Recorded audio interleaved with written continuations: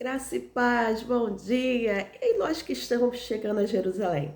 Estamos numa caminhada já de alguns dias nos Salmos de Romagem e hoje nós estamos no 14º degrau, quer dizer, o penúltimo degrau da chegada a Jerusalém. Pelo salmista nós chegamos a Jerusalém ontem, que foi o Salmo 132 que nós estamos trabalhando há 3 dias seguidos, porque é o maior salmo desse inário, né, dos cânticos de romagem, e ele fala, Salmo 132, toda a beleza da arca, toda a beleza da consagração do templo. E hoje o Salmo 133, ele é um salmo de Davi, o salmo do rei Davi, e ele fala da beleza daquele que viajou e chegou a Jerusalém, que teve o prazer de entrar pelas portas de Jerusalém. Se você não acompanhou essa série dos Salmos de Romagem, eu te aconselho a entrar na minha playlist, está lá todos a partir do Salmo 120 e vai finalizar no Salmo 134, que é esse grupo do inário, né, dos cânticos de degraus. E hoje, como eu falei, é o Salmo 133, mas eu quero te pedir uma coisa: se essa palavra entrar no teu coração, se isso que nós começarmos hoje, orarmos hoje, bater forte no teu coração, eu quero que você compartilhe com os amigos e a família, porque o foco aqui é propagar a palavra do Senhor. E vamos ler o Salmo 133, que fala assim: ó, como é bom e agradável viverem unidos os irmãos. É como óleo precioso sobre a cabeça, o qual desce para a barba de Arão, e desce para a gola de suas vestes. É como o orvalho do Hermon, que desce sobre os montes de Sião. Ali ordena o Senhor a bênção e a vida para sempre. Somente 3 versículos, essa poesia, esse louvor lindo, cheio de metáforas, cheio de ilustrações da bênção do que é a união. É isso que Davi canta para nós, é isso que Davi deixou para nós nesse salmo, que falando da excelência, da beleza da união. 3 versículos que mostram tudo que Deus acha, tudo que Deus pensa sobre a união, todas as bênçãos que Deus deseja para a nossa vida. Davi canta aqui. Vamos começar com o verso 1 que fala: eu tô tacada aí, Nietzsche, tem 3 dias, gente. Ó, como é bom e agradável viverem unidos, irmãos. Por que Davi fala dessa união?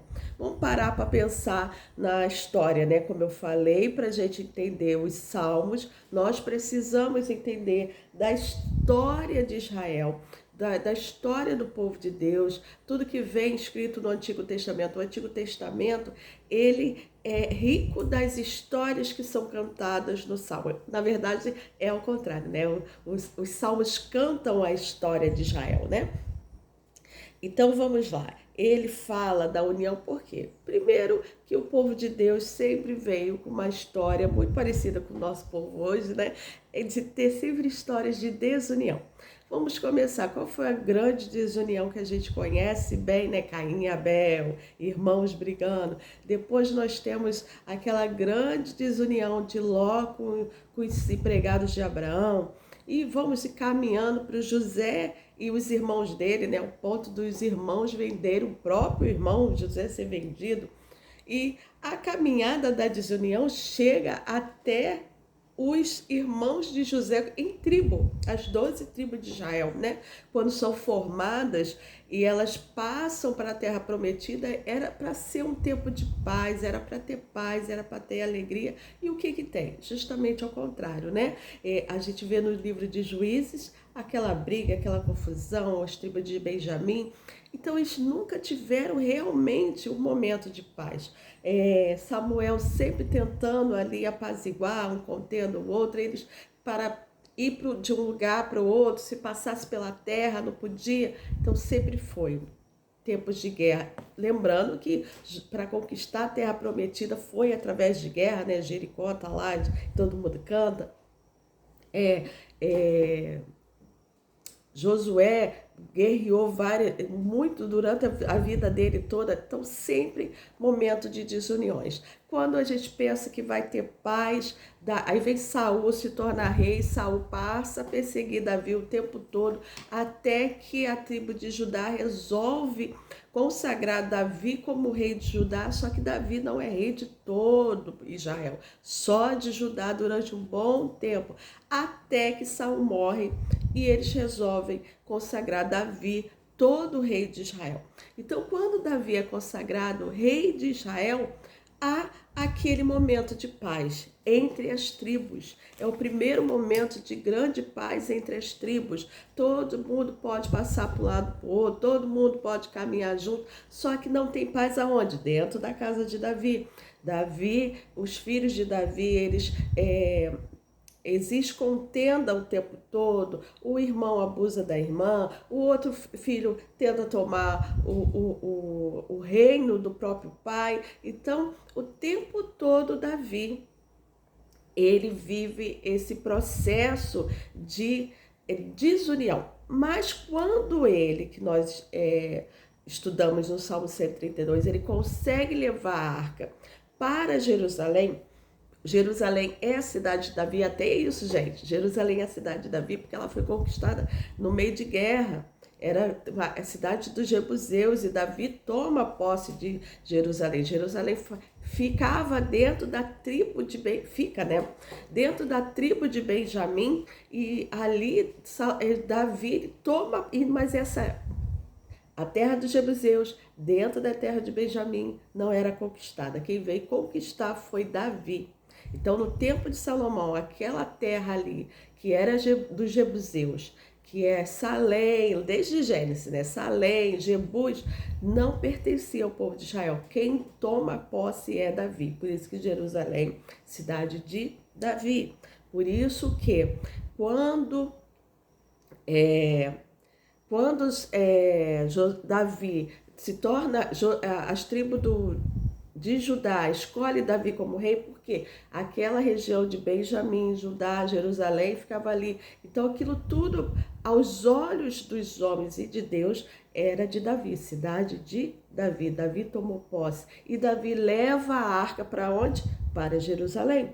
Na eira de Araúna, que ele compra, e ali ele faz a tenda, e ali ele consagra ao Senhor. Quando ele consegue fazer tudo isso, ele vê uma união no povo. Porque a história conta que houve festa, que houve alegria, que todos cantavam, que está lá registrado no livro de segundo Samuel, quando ele consegue levar a arca para Jerusalém, colocar na tenda, o povo se alegra. Há cantorias, ele dança, ele canta e toda a cidade canta e ele vê uma união. E ele para e pensa, nossa, como é bom os irmãos viverem unidos. Como é bom ver todas as tribos aqui reunidas em torno da arca do Senhor, em torno da presença do Senhor, cantando, se alegrando, como irmãos. De verdade, porque eles eram irmãos, todos filhos do mesmo pai, Jacó, todos descendentes do mesmo lugar. E ali Davi fala, olha como é agradável. E essa união era tão agradável que ele lembra o cheiro do óleo da unção, o perfume da unção. Esse óleo que ele fala, essa união é como a barba, é como o óleo que desce sobre a barba, de Arão, que ali ele fala que lembra da consagração que Deus traz a Moisés, como deveriam ser consagrados os sumos sacerdotes, porque provavelmente naquele dia um sumo sacerdote foi consagrado, alguém tinha que tomar conta daquela arca. Eu não lembro agora na história como é que foi, que eu realmente não parei para ler, mas foram levantados levitas, foram levantados sacerdotes, tudo para ficar em torno daquela arca. E o óleo da unção não era qualquer óleo, era um óleo específico, feito só para aquela ocasião, a ocasião de ungir, tanto os utensílios como o sumo sacerdote e o sacerdote. Aonde está escrito isso? Lá em Êxodo, no capítulo 30. O capítulo 29 e o capítulo 30 de Êxodo é toda a instrução que Deus dá a Moisés sobre a consagração. E ele, lá em Êxodo, no capítulo 30, no verso 22, fala assim: o Senhor diz a Moisés: sobre como faria essa unção, esse óleo especial. E ele fala: reunirá as seguintes quantidades de especiarias aromáticas de primeira qualidade: 6 quilos de mirra virgem e líquida, 3 quilos de canela, 3 quilos de cálamo, que é um bálsamo aromático, 6 quilos de acácia, tudo isso com base no peso padrão para o santuário. Ele vai pegar um galão de azeite puro de oliva e vai jogar essas especiarias. Então, assim, é obra de perfumista, ainda fala, o altar dos aromas e os perfumes. Olha como Deus é tremendo. Ele manda fazer um perfume especialmente para ele. Ele manda fazer um óleo especialmente para ele. E até hoje, em Israel, esse óleo ele não é produzido para nós usarmos, para as pessoas usarem. No Museu do Templo de Israel tem essas especiarias para ser vendida separadamente. Você pode ir lá e comprar cada uma dessas especiarias, mas você não vende ela pronta, porque ela é especificamente para esse momento de consagrar o altar, de consagrar o sumo sacerdote, de consagrar o templo. E Davi, ele fala: essa unção, essa união, ela tem esse cheiro, esse cheiro desse azeite, esse cheiro desse perfume. E ele fala, ele faz ainda outra metáfora e ele diz: essa união é como o orvalho de Hermon. Então, antes de eu fechar o orvalho, eu quero trazer uma meditação, uma aplicação para a nossa vida. Falando da união de irmãos. Essa união sempre foi necessária no meio da casa do Senhor. Paulo escreve a carta aos 1 Coríntios para resolver o problema de desunião na igreja. Depois, a partir do 1º século, 2º século, nós vemos a igreja também, novamente, desunião por questões de batismo, de ceia, quem é Jesus. Então, a igreja sempre teve momentos de desunião, tanto a igreja quanto a família. E aqui, a excelência da bênção do Senhor, Davi fala: a bênção do Senhor está a partir de ser unido. E não é à toa que ele traz a metáfora do óleo da unção, desse perfume feito especialmente para esse dia, para o Senhor, porque a unção representa a presença de Deus. Então, a união da família, ela precisa ter a presença de Deus. A presença de Deus também, ela só está no meio da união. Aonde há desunião, Deus não está. Deus não opera na desunião. Então, Davi, quando vê a arca naquele lugar que ele pensou, vê a tenda do Senhor, vê todo aquele povo consagrando, ele sente a presença do Senhor. E ele ilustra a presença do Senhor como o óleo da unção. Então, para que nossa casa esteja cheia da presença do Senhor, é necessário que haja união. Ontem eu falei que nós precisamos trazer a presença do Senhor para a nossa casa, para a nossa família, mas para isso é preciso haver perdão, é preciso haver restauração e é preciso haver união, para que a família possa receber essa unção, essa presença do Senhor. E Davi faz outra ilustração do que é a bênção, o que a união traz. A união traz a bênção do Senhor para a nossa casa, que é representada através do óleo, e ele fala que a união traz prosperidade. Como que ele fala dessa prosperidade? Ele ilustra a prosperidade como o orvalho que desce do Monte Hermon. O Monte Hermon é o monte mais alto que tem naquela região. Ele fica, hoje em dia, mais ou menos onde é a Síria. O Monte Hermon, ele é muito alto, ele cria aquela crosta de gelo em cima, mas embaixo cai um orvalho. E esse orvalho é tão grande, tão abundante, que ele se estende até o Monte Sião, que é o monte onde está Jerusalém. O Monte Sião é 300 quilômetros de distância do Monte Hermon. Mas a palavra do Senhor diz que o orvalho que desce de Hermon molha e rega toda aquela terra até Sião. E, gente, nós sabemos que Jerusalém não chove. É uma terra seca, tem época certa para vir chuva. A Bíblia fala sempre dessas épocas de chuva. Não chove igual no Rio de Janeiro, que eu moro no Rio de Janeiro. Não chove Igual é normal chover aqui, lá tem época certa de chover. E como se brota e como se planta, planta-se e tudo esperando o orvalho do irmão. Então, o Davi compara a união com a bênção do Senhor, com esse perfume específico, especial, feito para a unção, e Davi compara a união como o orvalho da prosperidade. E ele fala, é como o orvalho do Hermon, que desce sobre os montes de Sião, pois ali ordena o Senhor a sua bênção para sempre e vida para sempre. Vamos parar e meditar. O que é um orvalho? O que é esse orvalho que Deus fala de prosperidade? Primeiro, o orvalho é uma coisa que a gente não vê, né? Ele é discreto, ele cai e a gente só vê quando passa a mão nos objetos e tá molhada. Na época do inverno, você deixa o carro do lado de fora e daqui a pouco você chega lá e tá todo molhado. É o orvalho que cai. Então ele fala que a união precisa ser uma coisa discreta. Não precisa estar se postando na internet. Eu quero mostrar para todo mundo que somos unidos. Não é necessário isso. Nós até podemos, não é errado tirar foto, nada disso, mas é desnecessário estar postando para mostrar que a sua igreja é unida, que a sua família é unida. O orvalho é discreto, a união é discreta. Segundo, o orvalho é uma coisa constante naquela região. Então a união precisa ser discreta e constante. O que é discreto? Não precisa estar gritando aos quatro cantos do vento que vocês são unidos. As pessoas veem o de nosso dia a dia. Precisa ser constante. A união precisa ser abundante como o orvalho. Gente, o orvalho do irmão é tão abundante que chega até o Monte Sião.